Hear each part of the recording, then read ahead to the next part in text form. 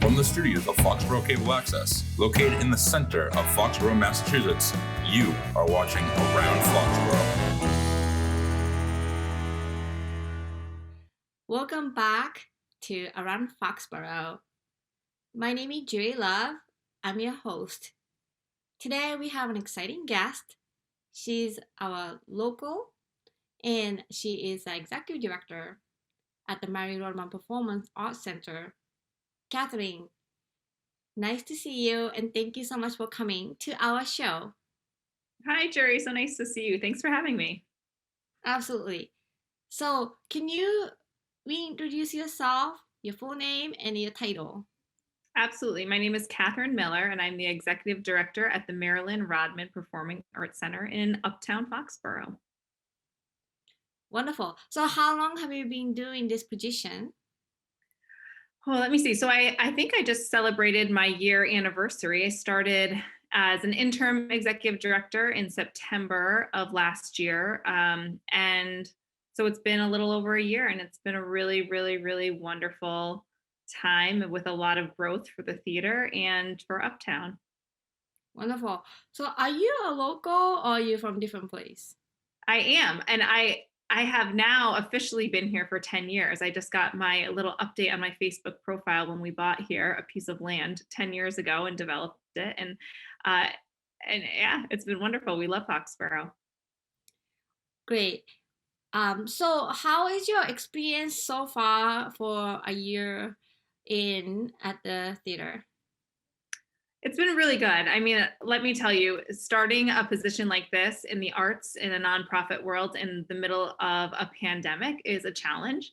And it's one that luckily I have an amazing board of directors who was willing to take on that challenge wholeheartedly with me. And we did some really positive things that maybe we wouldn't have been able to do if we didn't have the time of closure during the pandemic. The community really rallied behind us, and we got some good funding for some capital improvements. And we planned a lot of our programming. We hired some new staff to help us, and we really engaged our youth to give them opportunities when a lot of school activities were closed and things couldn't happen. We started a youth committee and had them come in and really be a part of building the future of the MRPAC. Wonderful. So can you please tell us some of the highlights of the 2021? Absolutely. So I think the biggest highlight, and if you've been around Uptown recently, you might have seen, is that we received some substantial funding from the Massachusetts Cultural Council for our roof and HVAC systems. So our roof is actually complete. We have a few punch list items that we're going to be taking care of this week, but otherwise a whole new roof on the theater. If you have been in the theater, you may have seen at points somewhere down the past maybe 5 years, a leaky roof. Maybe you sat in the audience and you heard a little drip drip. All that's going to be taken care of, which is fantastic. And then the next step is that our HVACs will be installed. This is a huge, huge improvement, not only just in general, but because now with the increased requirements for filtration due to the COVID pandemic, we can now offer that to our patrons as well. How about some events that you had in Yes. 2021 that you liked? We reopened, which was fantastic. We kicked it off with the Rodman Awards in June. And this was an event where we really engaged the community and had them come together and say, okay, who during this pandemic, who in the last year has really inspired you? It could be anyone from a cashier at a local store to a friend to someone in public service to safety to the school committee, who has really helped to make a difference in the community. And we honored those individuals at what we ended up calling our reopening event, the Rodman Awards. And it was 50% virtual, 50% live. We had the recipients and the nominees in-house along with their guests. And then we asked the community to help us fundraise to really help with those capital improvements by buying a silhouette that they could sit in the theater so they could be a part of the experience as well. It was very successful and fun. And that just led to a whole slew of other events that we had planned or that we rebooked, including dance recitals, the Nutcracker from Foxborough Ballet. It was just an incredible way to kick off this holiday season. We had a sold out show, beautiful, beautiful performances. Elite Dance Center has been in. We also had one of our very long time partners, the Uncommon Theater Company, come in to have their performances. So it's really just been uplifting. It's great to have people back in the theater. I think people have wanted to come back to the theater. And it's really, we're just looking forward to moving ahead into 2022. Yes, and he had another big event in holiday, right? Yes, we had our holiday extravaganza and fundraiser. Now, this event is really important because we want to be able to be a resource to our community groups. We want to say, please come in, please use the stage, consider it your home. And how we do that is we help subsidize the cost. So we really lower the rent for these community groups substantially so they can be in there. So with that, we've established our community partner scholarship fund. This is something where we will start building an endowment fund so that any community partners who want to come in and can't meet what our rental rates are, we can take from that fund to make sure that they have an opportunity to perform on a professional stage as well. So that event was, it had about 10 different community performance groups, dance, singing, theater. It had wonderful performances really representing who the community is and who uses the space. And it raised over $10,000 for that scholarship fund. Well, congratulations. And I was there a little bit, and then it was really wonderful event, and I really loved all the performers from different community groups. It was wonderful. Now, what's coming up for 2022? Ooh, 2022. So as we head in, we have a lot of wonderful, wonderful programs booked. We're really focusing right now on having some comedians come in. Those are people who we think, you know, help us during the pandemic because we really don't have to worry too much about social distancing on stage or any contact. It's just very a simple show for us to put on. And during this time of maybe some heightened stress, there's nothing better than laughing. So on January 22nd, we have Christine Hurley coming. She was on America's Got Talent. She's from Plymouth, Massachusetts. She is a mother of 5 kids and will make you laugh, laugh, laugh, all about motherhood and marriage and everything in between. She is a riot. So please come out to see that. And then February, Lenny Clark, who is a very well-known Boston name, will be coming, and that's going to be a wonderful way to maybe kick off your Valentine's Day. And we're partnering with Union Straw, who in February will be donating portions of signature drinks and desserts to the Marilyn Rodman Performing Arts Center. So really, really think about not only supporting the theater, but when you're in Uptown, we encourage people to really visit the shops and the restaurants and help revitalize this area that's really so special to Foxborough. That's wonderful. So, just fun fact that I got to work with Mr. Lenny Clark Oh, on a commercial set, and he was very lovely. So I'm very excited that he's coming to Foxborough in February. And that's fantastic. I'm sure he'll be excited to see you. yes, thank you. And then also Union Store. I'm a huge fan of Union Store. I'm very happy that you got partnership with Union Store, and their food is just fantastic. So I'm very, very excited about that too. They really are just a wonderful community partner. And I will say, when you do come out to the theater, please make a night of it and go to Union Straw. They give back so much to the community. And pretty soon we'll have Shoveltown Brewery right next door. That's slated to open sometime this spring. And we also serve their beers and cider at our concession stand. So they have also been a wonderful partner to us. So please go out and support all these great community businesses. Wonderful. So, Kathleen, before you got this job, what kind of field were you working? Were you working in the nonprofit world or the corporate world? Well, a little bit of both, but immediately right before I was working in the home world. I had taken a few years off to raise my beautiful 4 children. And as wonderful as it was, I missed working in the arts. I had been in the field for over 10 years, most recently in Boston as the Chief Advancement Officer at Community Music Center of Boston. And I had worked in education for a long time through performing arts venues and through that music school. And the arts really have just always, they've always spoken to me and been a wonderful place to welcome a variety of people with a variety of interests who really have a common goal in mind of just celebrating and loving the arts. So it's always been a home to me professionally and personally. And I'm very, very, very blessed that this opportunity came up in Foxborough. I had volunteered at the theater when I was a stay-at-home mom, and it was wonderful. And then when the opportunity presented itself, I knew that with a wonderful board of directors and with the potential the theater has, I just couldn't say no. Got it. So now we kind of touch base about 2022, but for a little bit longer term goal, say maybe 3 to 5 years plan or 10 years plan, have you and Bo talk about that? We do. We do a lot of vision work at the theater. Right now, we currently have a 3-year strategic plan, which we're on our second year of. But when we think about long term, we really want to make sure that the historic value of the theater is maintained. I mean, this is an old vaudeville theater, an old movie house. It is a very unique piece of culture that we're extremely lucky to have in our town.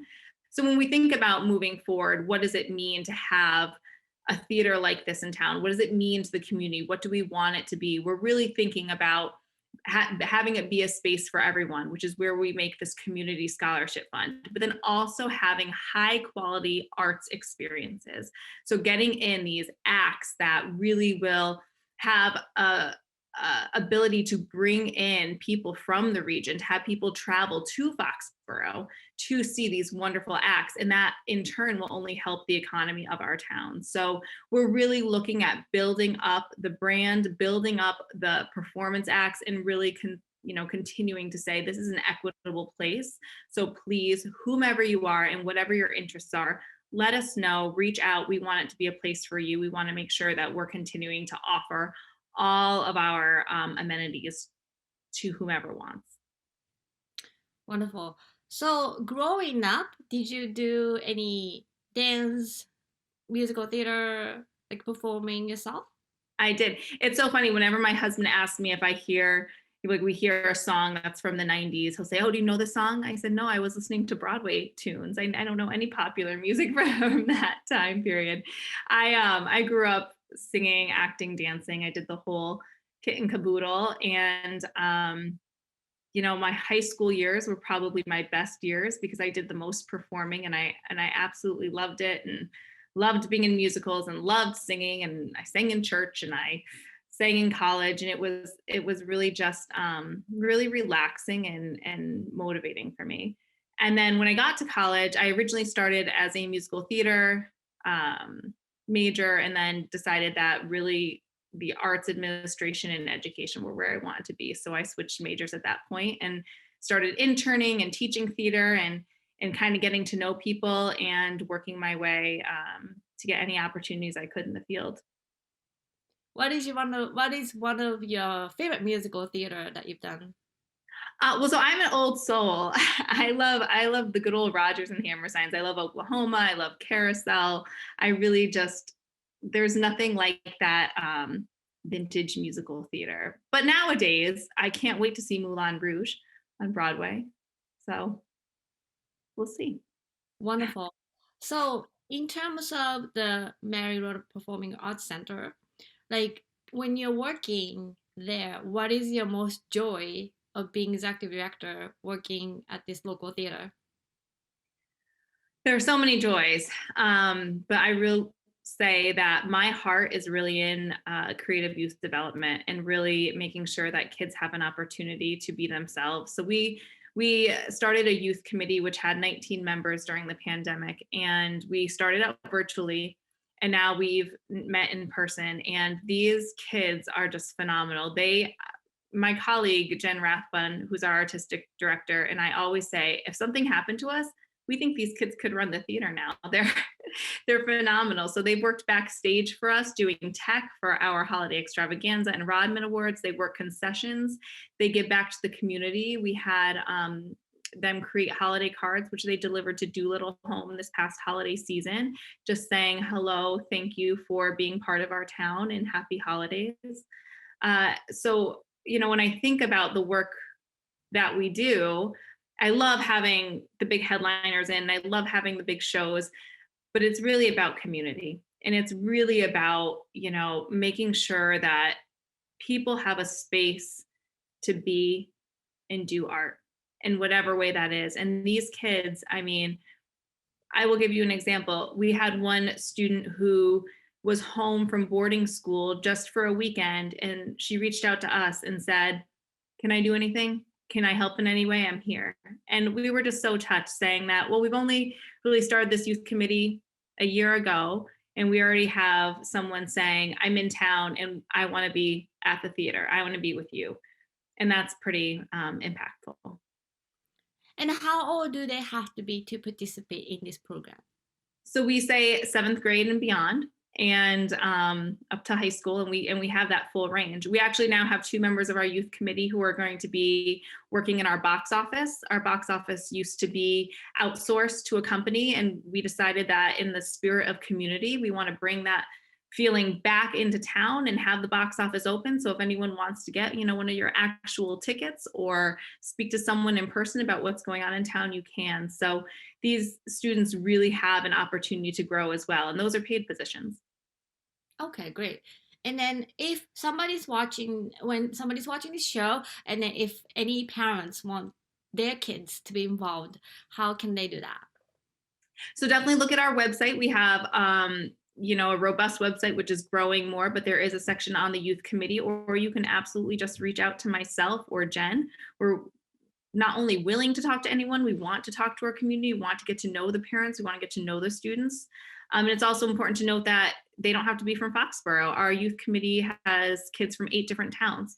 So it's a really wonderful opportunity to meet kids from all over the region, which is, it's a nice opportunity. So my email is catherinem@orpheum.org, CATHERINEM@orpheum.org. Just shoot us an email. We'll figure out a way for you and your family to be involved. Great. So speaking of the social media and the website, what is your website and then social media that people can find more about your theater? So our website is www.orpheum.org. And our social media handles, I don't know off the top of my head, but I want to say Marilyn Rodman PAC. But I know that they'll probably be shown here on the bottom of the screen. But Yes. Just search us. Search Marilyn Rodman Performing Arts Center. We'll pop right up. I'm sure. And then when people visit website, I'm sure there's a hyperlink to social media handles as well. Absolutely. Right at the bottom of our page. Perfect. Great. So people can directly find out more information and upcoming events from the website. Absolutely. I would say follow us on social media, follow us on our website, and you'll see everything that's going on. Also outside on our board, and if you're in the center of town, keep an eye up there. We're always promoting what we have going on. Great. So now you've lived in Foxborough for 10 years and then be involved with this theater as executive producer. How do you describe the town of Foxborough to people who don't know about the Foxborough? Well, I will say it's a very tight-knit community, which is a really special thing. You have people who are truly invested, and I see that in many ways, but I definitely see that with our board of directors. These board of directors have been working with the theater since it reopened in 2017, and they are so invested into what the community is, not necessarily the theater. Because when I think about our board of directors, I don't even think many of them have a theater background or even an arts background. But what they believe in is bringing people together for the joy of enjoyment, of enjoying one special thing together, one special night. Having a resource for kids, seeing kids smile and perform on stage. It's just a wonderful, wonderful thing. So it's a community that cares. It's a community that wants more resources, that wants more activities. And everywhere I look, there's something going on. Someone's doing something. So you will never be bored in Foxborough. I'll tell you that. Yeah, I have to agree. I've been here since 2015 and I've never lived in a place where the community members really come forward and then help. Like, the fundraiser you had and, vision and then the commitment and the investment that people have in this town and then to the youth and then to the people. I think it's very significant that we have this tight niche of people. It sure is. It sure is. And I mean, even with the stadium downtown, it's just a completely different feel in Foxborough when you go there and when you're really in Uptown, when you really see, the people who've lived here for so many years, who grew up here and now are just giving back. It's beautiful. It really is. So I guess I encourage my generation to get involved in the same way and, you know, really think about how in the little time that we have, because we're all so busy, how we can give back and how we can teach our children what community is and what it means to live in a place that does so much for others. Sure. Are you looking for more volunteers in the theater? And then if so, what kind of positions are available for volunteers?